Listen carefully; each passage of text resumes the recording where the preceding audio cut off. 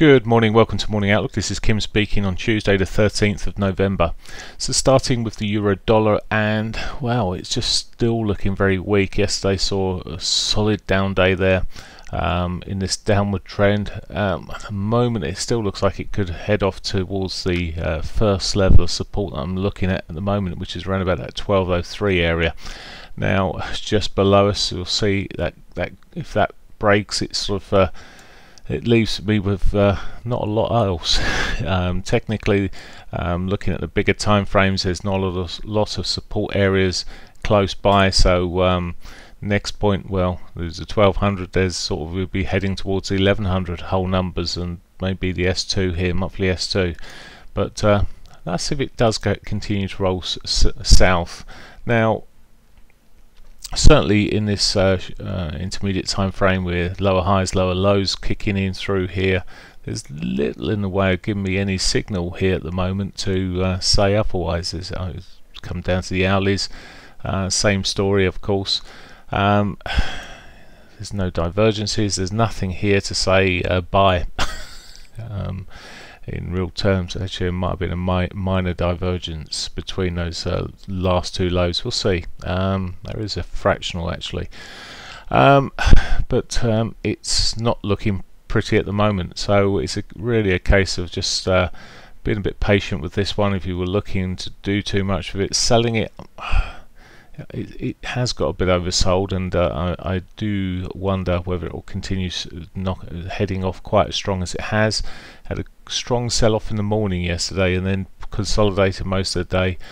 We'll see what happens today. There's not a lot of news. We've got a bit of news at 10 o'clock which might affect it. There's no US news until well, there's a speaker at about 3 PM this afternoon, so nothing from that point of view. Maybe a bit of positive Brexit news, maybe do something to it, but otherwise it's left to its own devices, and well, at the moment it looks bearish. Cable, obviously, well, I say obviously, but cable had a good move up through yesterday, about it's at 80 points roughly. I think it was spiked up on a bit of news coming out, which was sort of non-news, and sold off in the next. So there we go. The next couple of hours. There we go. There it is. There's the spike. Same story here. Lower highs, lower lows. No real divergence there at all. Consolidating, hanging in there for possibly some positive news. That's the only thing. Up until now, I'm looking at these sort of these spikes that we see that come on the news, and looking at waiting for them to start breaking down and selling them. It's the only thing to do with them. But depending on the source of the news, and whether there's been agreement on the Irish backstop. If there's not, forget it, just sell it into it. That's my theory at the moment, but we'll see how that stands up. Looking ahead today, we do have news at 9:30. We've got the employment data coming out, and the average earnings will be the key figure at 9:30, so just be aware of that. Dollar yen still soft, still pushing up. I'm still looking at the target of around about that 14.53 sort of area there. It's heading in the right direction for that. Solid 4 hourlies, high lows, high highs, still pushing through.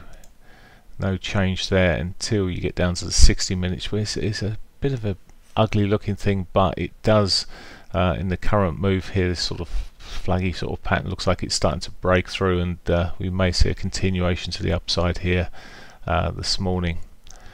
Okay, that's dollar yen. Aussie dollar,